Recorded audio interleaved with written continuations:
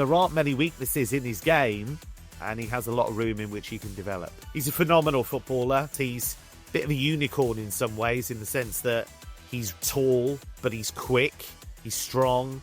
The only question would be, and he is still very young, can he produce all the way through a season? Because that's the one thing he hasn't done yet.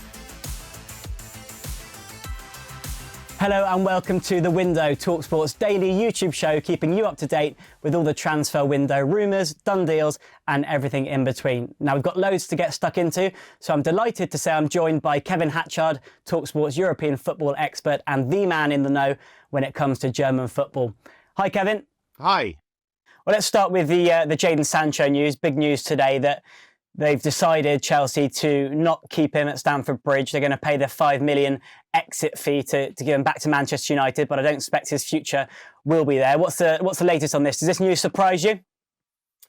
Not necessarily. I think if you look at the season he's just had, yes, he contributed to them qualifying for the Champions League. Yes, he contributed in a big way to them winning the Conference League, but it doesn't seem like he's going to be a regular starter going forward. And I think that's something that he needs to be if he's going to get back to the player we all thought he was going to be when he left the Bundesliga, because you go back to those times when he was really at the top of his game with Borussia Dortmund. This is a guy that was scoring goals, he was making goals, he was producing thrilling performances, and he was doing it on a consistent basis. Even when he went back to Dortmund the second time, it wasn't a case of him suddenly lighting up the Bundesliga. Yes, he had some good games. Yes, he played really well in that semi-final of the Champions League against PSG. He caused Nuno Mendes all kinds of problems in the first leg of that tie. But there were a lot of games where he didn't quite produce what he's capable of. So he's 25 now. He's had a lot of experiences. He's got a lot of games under his belt. This is going to be the spell of his career which will probably make or break whether he's going to be an elite performer. And that's largely down to him. Obviously, it didn't work out for him at Manchester United. And although he's done better at Chelsea, he's still probably not quite what he'd hoped. Do you see him going back to Germany potentially, or perhaps to a smaller club in the Premier League? I think there'll be European options for him. I could see him being a target of Spanish clubs, of Italian clubs, certainly of German clubs. But I think the issue with Dortmund is whether that ship has sailed. He's had 2 spells there now. I wonder what their feeling was about how he performed second time around. They're trying to renew that squad. They are still focusing on young talents that they can potentially sell on. And that's not really the case with Jadon Sancho necessarily. And also there's a wage issue as well. So Dortmund would have to consider all of that.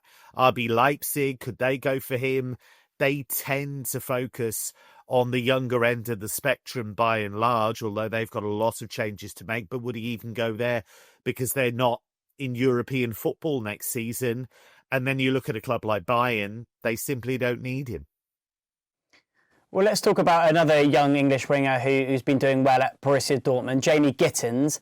And I expect this Jadon Sancho news perhaps opens a door a little bit more for a Chelsea move for him. They've shown interest in the young 20-year-old, haven't they?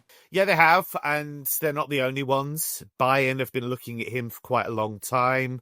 Top clubs in England have been tracking him, and that's understandable. I mean, this is a guy that is only 20, but he has shown that he can produce in the Champions League and the Bundesliga. The only question would be, and he is still very young, can he produce all the way through a season? Because that's the one thing he hasn't done yet. He was excellent in the first half of the campaign, then really did fade after Christmas. And by the end of the season, he wasn't a player that was one of the first names on the team sheet for Niko Kovac. So that's a slight concern. He's had to come through injury problems very early on in his career. But there's a lot to like. He's quick. He's great one-on-one. He has this reverse Robin trick, as I call it, where he cuts in off the left onto his right foot and can score goals. And defenders don't seem to be able to stop him doing that. So there is talent, but I think there'd have to be a bit of patience there as well. And the release clause is 50 million, is that right, for Gittens? That's what it cost Chelsea to bring him in? Not a release clause per se, but I think a realistic price. I think what Dortmund were hoping for was for him to have an absolutely stellar season, be really good all the way through the campaign, and be able to sell him for something much closer to 80, 90, even maybe 100. I think 50 is the figure being quoted at the moment because he hasn't quite produced all the way through the campaign. So I think that's probably a realistic figure. So does that surprise you a bit, given that he hasn't performed well throughout the campaign, that Chelsea have let Sancho go, even though we know his wages at Man United are obviously a lot and they would be a lot of Chelsea, that they're going for Gittens potentially instead and they've let Sancho go? Yeah, well, I think with Gittens, you are buying potential. I mean, this is a guy that, as I say, he's only 20, but you look at some of the Champions League games that he's performed well in. There was a game a couple of seasons ago, actually, or I suppose last season, very confusing with the Club World Cup coming up. But when he went to Milan and was excellent, he was the best player on the pitch and they won that game. And that was a game they really did need to win. And they ended up going all the way to the final that season. Had it not been for that performance, had it not been for that win, they might not have got through what was a very, very tight group. So he's shown that he can do it. He scored a brilliant goal against Bayern in a Klassiker, where he raced into the Bayern area and finished at high speed. I think that's the other thing that's impressive about him. He's got all the tools you require. You know, he doesn't necessarily have to slow down to score goals. He can cross at speed. He can shoot at speed, finish well. So there's a lot to like, but you're not getting the finished article. And I think that's something that Chelsea fans would have to be aware of if he was to go there, that it might take a little while just to get him up to speed. Another Bundesliga player, someone who's had a really good season, Florian Wirtz, the Bayer Leverkusen forward. We know Liverpool have shown real interest in him. What's the latest on that, Kevin? Well, Wirtz is very keen, it seems, to make that move, and I don't think personal terms would be an issue at all. It's then down to whether Liverpool and Leverkusen can agree on a fee and also what the structure of that fee would be. So a lot of German media reports are suggesting that it's about the scale of the add-ons and how those add-ons would be triggered. But I think in general, there's a willingness on both sides to get it done. I think Leverkusen have recognised that this is a move that Wirtz wants to make, but they want to make sure that they're covered financially as well, because this is a hugely important player for them, their best player, actually, by quite some distance. And so if he's going to go, they want to make sure they've got enough money to rebuild that squad and help Erik ten Hag try and challenge Bayern for the title next season. And when you say he's their best player, just for people who don't watch much German football, give us an idea of what sort of forward he is. He's a phenomenal footballer, probably best in the 10 role, but I'll be fascinated to see what Arne Slot would want to do with him. Technically, so gifted. His touch is amazing. He improvises. I've seen him play crosses in with the outside of his boot that have been inch perfect to the far post. He's got a lovely weight of pass. He identifies spaces really, really well. Super intelligent. For a 22-year-old, he's packed a lot in. He's played hundreds of games. He dealt with the step up to the Champions League incredibly well. He's looked good for Germany at international level. And I think the thing that will really appeal to Liverpool fans as well is not just what he does on the ball, it's how aggressive he is without the ball. He's willing to press. He's willing to try and win those challenges. He's not the biggest, but he will throw himself into those block challenges to try and press the opposition. So there aren't many weaknesses in his game, and he has a lot of room in which he can develop. Yeah, as you say, the most high turnovers in the Bundesliga last season. So clearly a player that Slot thinks will work hard up there off the ball as well. So the current British record transfer fee is 115 million. That was what Chelsea paid Brighton for Moises Caicedo. At the moment, I think we're stuck somewhere where Bayer Leverkusen are looking for 120, 125 million, which would obviously be the record. Do you think he's worth it? Sounds like you do. Yeah, I do. I mean, I'm always slightly sceptical about the what a player is worth. Ultimately, a player is only ever worth what the market dictates and what another club is prepared to pay. So what you have here is a situation where Leverkusen don't really want to let him go. If he was to turn around and say, look, I'm going to stay and I'm going to sign a new long-term contract, Leverkusen would say, happy days, we don't need the money, but we want you to lead us into the new era under Erik ten Hag. So they don't have to sell, they don't want to sell, but he wants to make that next step. So that has to be factored into it. You also factor in that this is a guy that is an established German international, has years of service under his belt, has played in the Champions League, has done well in the Champions League. He got 5 Man of the Match awards in Leverkusen's Champions League season. So you're talking about not only a guy who can do it right now, but think what he could become in 5 years' time. So that's where I think that figure begins to make a lot of sense. And someone Liverpool have got over the line from Bayer Leverkusen is the right back Jeremy Frimpong for £29.5 million. What sort of player will he be? Obviously, they're losing Trent, sort of irreplaceable in a sense, Trent. But what sort of player is Frimpong, and how will he fill that role at right back for Liverpool? Yeah, very different to Trent in the way that they interpret that position, because Trent's very much about beating people with a pass or a cross. Frimpong is a ball carrier. He's somebody who uses his pace, who has that incredible burst that can get him into spaces. Like Trent, defending is not top of his list generally, but he can defend. He has worked on that, and I'm sure Arne Slot will work further on that with him. But I think it's his versatility that really appeals to Liverpool as well. If you look at his time under Xabi Alonso at Bayer Leverkusen, this is a guy that played fullback, he played wing-back, he played winger, he played as a forward at times. This is a guy that can deliver in numerous positions. And if they lose Mo Salah for any period of time, if Salah makes a move, for example, to AFCON midway through the season with Egypt, that's a hole that needs filling. And I think Frimpong could do that, at least in the short term. Now, a player who might be going the other way from English football to the Bundesliga is Jobe Bellingham. It's believed that he's got a release clause in his Sunderland contract of €40 million. Which seems quite a lot, and it's understood that maybe Sunderland will let him go for a bit less than that if there were big clubs interested. And Borussia Dortmund are interested in Jude's brother, aren't they? Absolutely they are. And he's somebody that knows all about Dortmund because, of course, Jude captained the club. He played there with distinction for several seasons. And the whole time that Jude was there was talk about would Jobe eventually go to Dortmund, because he knows about what Dortmund are capable of. He knows what a big club it is. He knows about the atmosphere. He knows about that fan support. You know, it's a cliche, the yellow wall, but once you've experienced it and you've seen your brother play in front of it, then that excitement begins. Lots of German clubs wanted to sign him. Leipzig were in the mix, but they don't have European football to offer.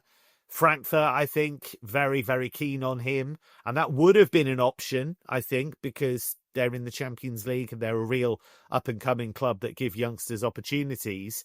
But I think Dortmund were always likely to have the cards here because of Jude's relationship with Dortmund and because Jobe has been around the club so much. You're absolutely right about the fee. Dortmund, it seems, don't want to pay that full release clause. And so there'll be a bit of toing and froing about what that final package will eventually be.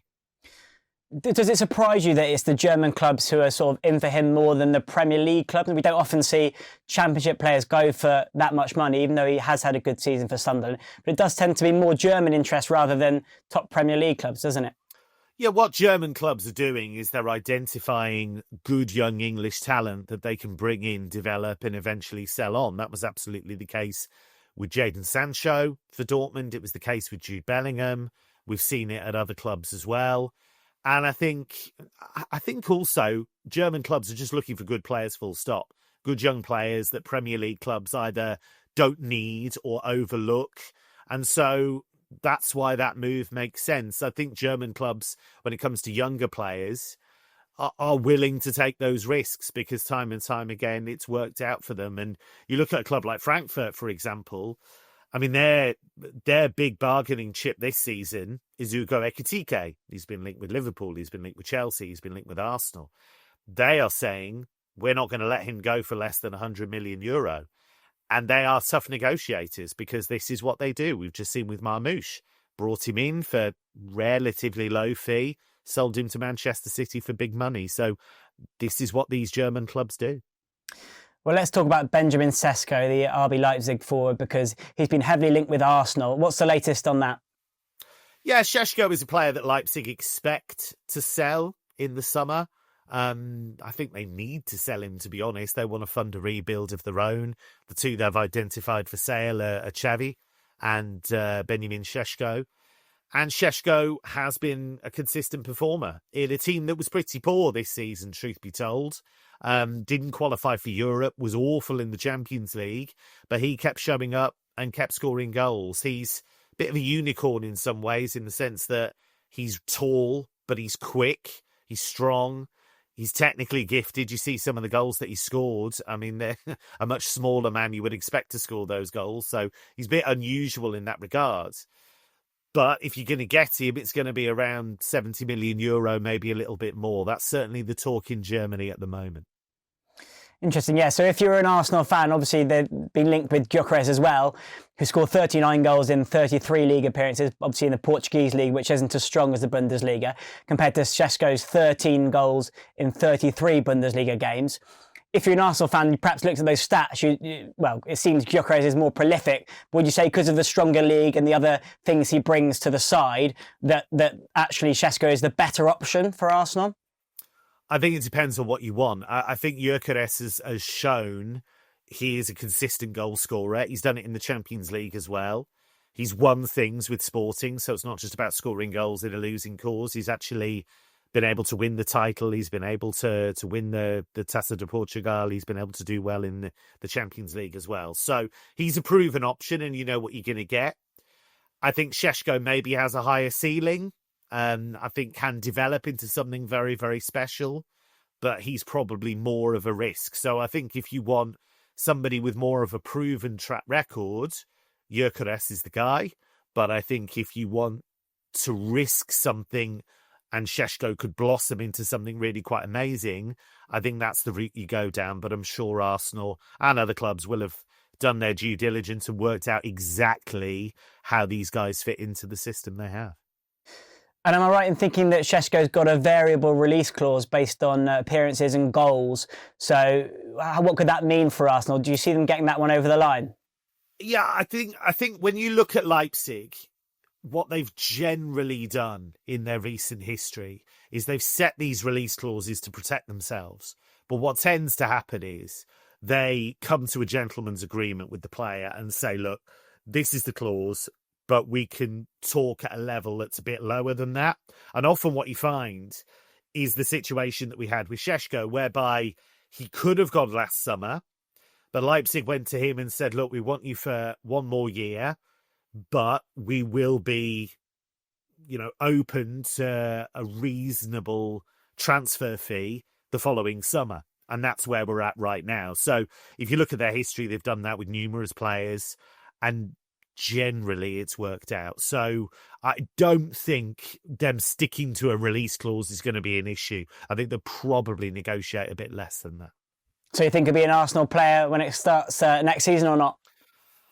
It's really difficult to say because you just don't know whether they'll choose between Gyokeres and Sesko, how much interest there'll be in Sesko from other clubs. But what I can tell you is that there's been interest from Arsenal in Sesko for a long time. I mean, you're talking about last summer and even further in the past than that. So this is definitely a club that Arsenal like. It's whether they go for another option, a more proven option than Benjamin Sesko.